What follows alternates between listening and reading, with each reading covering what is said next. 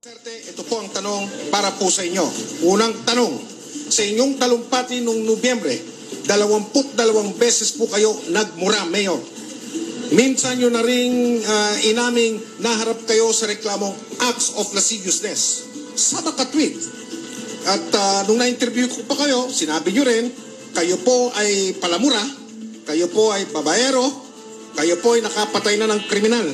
Sa inyo po bang palagay, Mayor? Dapat po ba kayong tularan ng mga kabataang Pilipino? At ito ba sa tingin ninyo ang kaugalian na kailangan ng isang mamumuno po ng Pilipinas? Mayor, meron po kayong 90 seconds, sir. Yes, most of it are true. Most of it are true. Criminals, well, I go after them. As long as I do it in accordance with the rules of law, I will continue to kill criminals. Any president will order the killing as long as it is, I said, the exercise of performance of duty in accordance with law. I will use the military and the police to go after criminality and drugs. It's flooding the country. Hindi ako papayag ng gano'n. Totoo. Mayor, sabi niya may mga girlfriend kayo. Dapat magtularan yan ng mga kabataan. Well, kung hiwalay ka sa asawa, doon gawin mo sarili mo.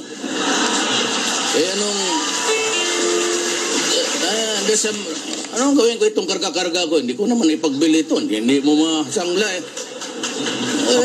Gamitin mo dapat. Hindi, mamatay ka. Salamat po, Mayor. Salamat. Malinaw. Senadora Grace po, bilang isang babae at kandidato sa pagkapresidente, dalawa lang pa po kayo ni Senadora Miriam. Ano po ang pananaw niyo sa ganyang estilo na yan ni Mayor Duterte? Alam niyo, si Mayor Duterte malakas ang appeal. Irresistible sa mga ibang babae. Subalit, matagal rin natin pinaglaban at alam ko si Mayor Duterte ay magalang sa kanyang nanay. Kaya kahit na papano sa tingin ko, kung ikaw ay malakas ang dating sa mga babae, konting pigil sapagkat syempre malay mo yung mga lumalapit sa iyo may asawa o kaya may boyfriend o kung ano paman. Sa mata ng bata, ang mali ay nagiging tama kung ginagawa ng matanda.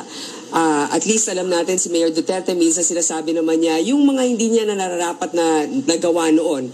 Pero pareho lang naman kami, tao rin nagkakamali. Pero isusulong ko palagi ang pagrespeto, anuman ang iyong kasarian. Babae ka man, lalaki, LGBT, lahat po tayo merong well, look, I don't live in the Philippines. I just know what I've read about the Philippines. I actually have a really good friend whose speech is kind of starting to get rejected. It is a deeply religious country. That is such an unbelievably ignorant statement. And by the way, I mean, God, are there no reporters in the world?